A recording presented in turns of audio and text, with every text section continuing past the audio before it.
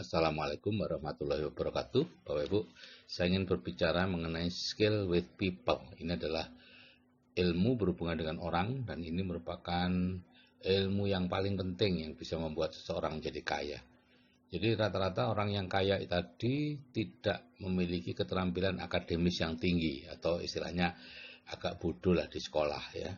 Sehingga dia kemudian mengembangkan keterampilan lain untuk bisa menarik hati orang pada dirinya, yaitu yang disebut EQ atau emotional quotient, dan itulah yang kemudian bermanfaat kepada kehidupan dia selanjutnya sehingga membuat dia menjadi kaya. Nah, sebagian besar orang yang dipecat dari jabatannya itu karena ketidakmampuannya dalam skill with people, bukan karena kemampuan teknisnya Bapak Ibu. Tapi umumnya ini ya, kasar kepada atasan, kasar kepada bawahan, membantah atasan dengan seenaknya, merasa punya hak untuk melurus-luruskan atasan. Itu semua adalah kerendahnya kemampuan skill with people dari orang tersebut ya. Dan orang itulah yang kemudian menjadi mudah atau dipecat dari perusahaannya. Oke, saya mulai Bapak Ibu ya. Bagaimana kita itu belajar dan membeli ya. Sebagian besar kita belajar atau membeli dengan penglihatan ya. Jadi kalau Bapak Ibu ingin barangnya laku atau ide-idenya laku, tunjukkan supaya orang melihat ya. Karena dengan penglihatanlah 83% orang membuat keputusan bagaimana kita akan membeli. Bagaimana kita mengingat informasi ya, tentunya kalau hanya membaca atau mendengar rendah sekali kita ingat, tidak mudah kita ingat. Begitu juga melihat, tapi kalau kita melihat dan mendengar sekaligus itu 50%, ya 70% masih mengingat ketika kita bicara ya. 90% dari yang kita katakan ketika kita melakukan sesuatu ya. Jadi makanya para pilot, para pegawai kereta api di Jepang itu setiap kali bertugas dia sambil melakukan sesuatu dia mengatakan, saya sekarang memijat tombol ini, memasang ini, terus sambil dia melakukan untuk mengingat informasinya. Nah sekarang bagaimana kita memahami manusia ya, daya ingat 3 jam kemudian itu kalau kita hanya memberitahu itu hanya 70%, tapi 3 hari kemudian turun sampai 10%, tinggal 10%.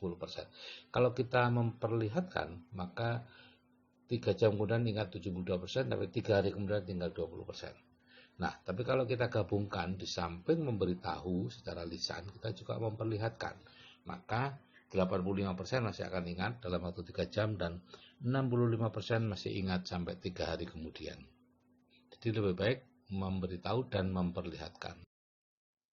Nah, ini penting Bapak Ibu memahami orang dan kodrat manusia ya. Orang itu terutama hanya tertarik kepada diri mereka sendiri, bukan kepada Anda. Nah, sebaliknya, Anda juga 10.000 kali lebih tertarik pada diri Anda sendiri daripada Anda tertarik pada orang lain di muka bumi ini. Coba perhatikan pada saat Bapak Ibu melihat sebuah foto orang-orang ya. Siapa yang dicari pertama kali? Anda. Kalau foto Anda tidak ada di situ, tiba-tiba kehilangan minat itu, ya. Karena Anda sudah sebenarnya tidak tertarik pada orang lain. Nah, sifat atau kodrat manusia ini ya, yaitu egois ya, tidak usah malu, egois memang begitulah kodratnya. Ini justru bisa kita gunakan sebagai kunci untuk memahami orang lain, yaitu mengalihkan perhatian dari diri kita kepada orang lain. Itu saja, supaya nanti orang lain juga melakukan hal yang sama.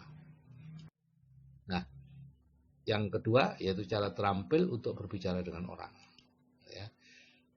Kalau ingin berbicara dengan orang, bicaralah tentang topik yang paling menarik bagi mereka, yaitu diri mereka sendiri. Jadi berbicaralah hanya tentang diri mereka sendiri. Bertanyalah tentang mereka, bagaimana keluarganya Pak Andi, bagaimana putri Anda sudah menikah itu tinggal, apa ini foto keluarga Anda, seperti itu. Jangan hilangkan deh kosakata saya itu ya. Orang bosan mendengar kata saya. Cara terampil itu membuat orang merasa penting adalah pertama dengarkan mereka ya. Anda lihat di bab 5 nanti. Bagaimana cara mendengarkan mereka. Kemudian puji dan hargailah mereka. Gunakan nama dan foto mereka sesering mungkin. Berhentilah sejenak sebelum Anda menjawab mereka. Ya. Jadi kalau ada yang bertanya, walaupun itu pertanyaan yang mungkin ke-100 kali yang pernah Anda dengar dan Anda sudah otomatis punya jawabannya, tetap Anda harus berhenti sebentar sebelum menjawabnya. Supaya mereka tahu bahwa ini penting. Ya.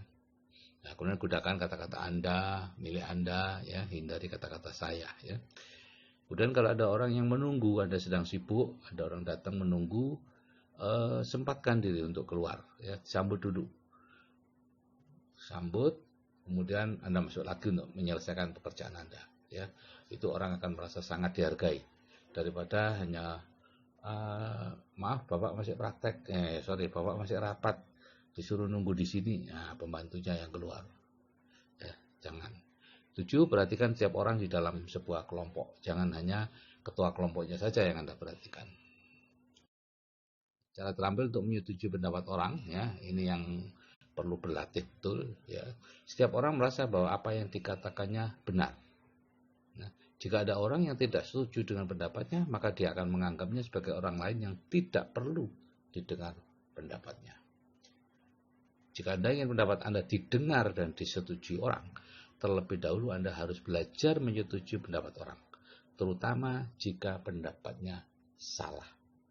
Ya, karena orang biasa bisa sangat mudah untuk menyalahkan orang lain.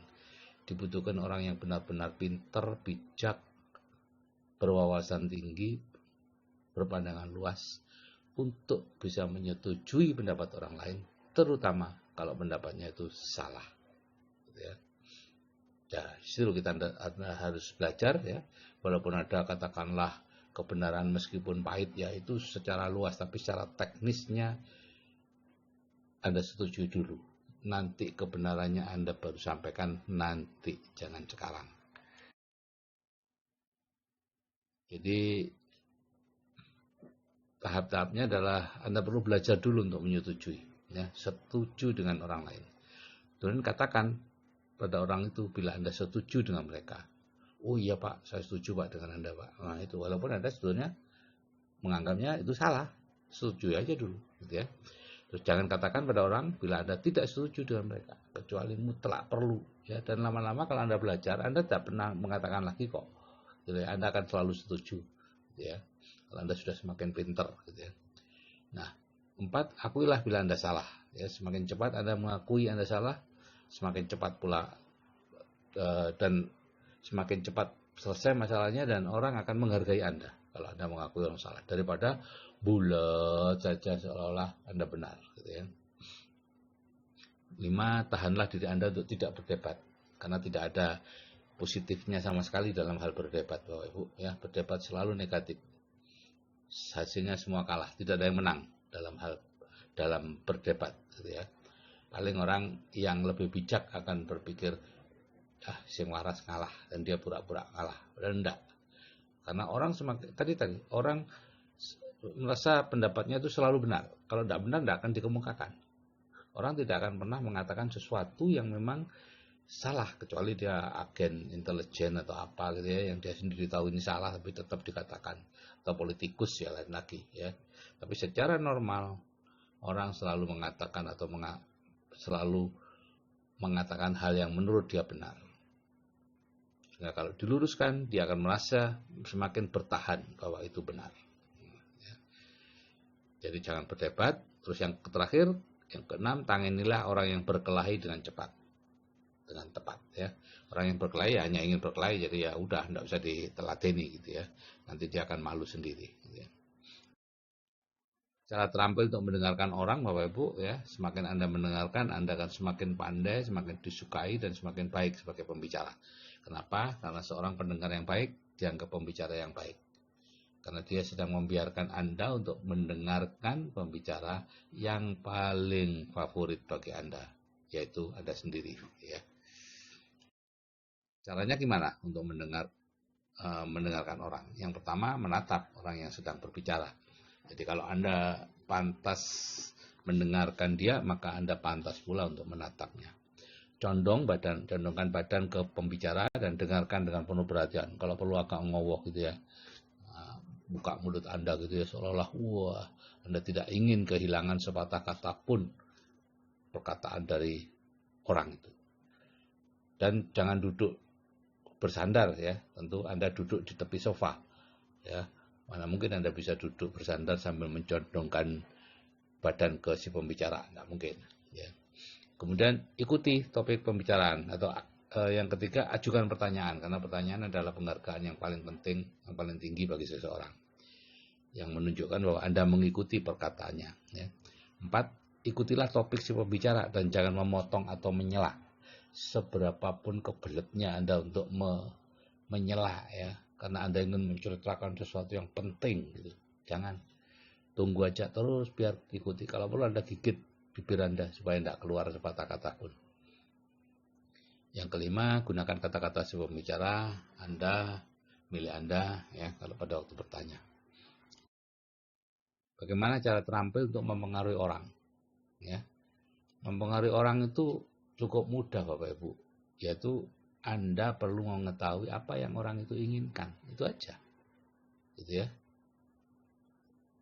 Dan di pendidikan N21 sudah ada itu 9 faktor motivasi, 5 pertanyaan emas, itu semua untuk mengetahui apa yang orang inginkan. Ya, dan itu bisa Anda pakai dalam segala hal, gitu ya. Setelah Anda tahu apa yang orang inginkan, Anda tinggal menunjukkan bagaimana mereka bisa mendapatkan apa yang mereka inginkan dengan melakukan apa yang Anda ingin mereka lakukan. Ya. Jadi kalau misalnya ada orang bertanya, Pak, ke balai kota mana Pak? Oh sebelah sana, gitu ya. Nah, sulit Pak kalau Bapak Anda pakai mobil ini, pakai ojek itu aja karena macet di sana. Anda parkir aja di sini. Itu artinya Anda menunjukkan bagaimana mereka bisa mendapatkan, yaitu mereka ke balai kota dengan melakukan apa yang Anda ingin mereka lakukan, yaitu naik ojek. Ya. Cara terampil untuk meyakinkan orang. Ya. Nah ini, orang itu skeptis ya Ibu dengan sesuatu yang dianggap menguntungkan kita. Jadi kita itu adalah rantai yang paling lemah dalam sebuah rantai komunikasi ya. Orang paling tidak percaya pada kita. Ya, apapun yang kita katakan orang tidak percaya. Gitu ya. Apalagi kalau dia menganggap itu menguntungkan dia. Jadi berbicaralah menggunakan orang ketiga. Ya. Misalnya Anda menggunakan mau menjual kulkas gitu ya. Ini tetangga saya sudah menggunakan ini selama 4 tahun dan sampai sekarang kondisinya bagus Pak. Itu. Jadi bukan Anda yang menyatakan kondisinya bagus, tapi tetangga Anda yang menyatakan kondisinya bagus. Anda punya apartemen mau disewakan gitu, penyewa yang dulu senang kok Pak dengan kondisi apartemen ini. Ya sayang dia pindah kerja sehingga keluar dari apartemen ini. Jadi yang mengatakan bahwa apartemen itu bagus dan menyenangkan untuk ditinggali bukan Anda, tapi orang itu. Ya. Atau Anda mau mengajak ke bisnis Anda yang bisa menyelesaikan semua masalah, Anda tinggal katakan, oh Pak Krusno itu dulu punya utang sampai 2 miliar Pak pada waktu Krismon. Kemudian dia bergabung dengan bisnis ini, mengerjakan, sekarang semua utangnya lunas. Sudah lama itu utangnya lunas. Ini bisa menyelesaikan apapun masalah kita Pak. Yang mengatakan itu bukan Anda, tapi Pak Krusno. Ya. Gunakan pihak ketiga. Cara terampil untuk membuat orang mengatakan iya, ya. Beri alasan untuk mengatakan iya kepada Anda, yaitu alasan-alasan yang menguntungkan dia. Ajukan beberapa pertanyaan iya, yaitu pertanyaan-pertanyaan yang jawabnya iya. Ya. Misalnya foto-foto, oh ini fotonya putra Bapak ya? Iya. Oh ini putrinya Bapak? Iya. Dan seterusnya. Sampai 5, 6 atau 7 jawaban iya, maka pikiran bawah sadarnya sudah dalam bentuk konstruksi jawaban iya. Sehingga ketika Anda mengajukan proposal Anda, rencana-rencana Anda, dia akan lebih mudah mengatakan iya daripada tidak. Ya. Kemudian yang ketiga, beri pilihan ya, di antara 2 iya. Gitu ya. Pak, ini mau dibayar cash atau transfer Pak? Gitu. Jangan mengatakan, Pak bagaimana nih cara pembayarannya? Jangan, beri langsung 2 pilihan. Pak, sebaiknya kita ketemu ini sebelum maghrib atau sesudah maghrib, Pak. Jangan, Pak, Bapak kapan bisa menerima saya? Ya. Nah, yang keempat, kita mengharapkan orang mengatakan ya kepada Anda, dan biarlah mereka tahu mereka diharapkan mengatakan ya. Jadi ini ada di luar ya, di luar persangkaan orang, Bapak Ibu. Jadi Bapak Ibu betul-betul menyampaikan bahwa memang mengharapkan jawaban iya pada orang itu. Ya, dan itu biasanya akan dijawab iya. Yang ke-9, cara terampil untuk menentukan suasana hati orang. Detik pertama dari pertemuan itu menentukan suasana atau atmosfer pertemuan selanjutnya. Apakah formal, informal, penuh persahabatan, atau penuh permusuhan. Itu ditentukan di detik pertama. Yang kedua, orang cenderung menanggapi dengan baik perilaku orang lain. Yaitu seperti bayangan kaca orang itu. Kalau dia positif, kita positif. Dia kelihatan negatif, kita ya negatif, dan seterusnya. Sehingga berilah ya senyum tulus Anda saat pertama kali kontak mata. Begitu kontak mata, Anda langsung senyum. Ya. Orangnya akan menanggapi dengan senyuman, walaupun mungkin tadinya dia mau marah-marah kepada Anda, gitu ya. Itu akan menurunkan tensi pertemuan.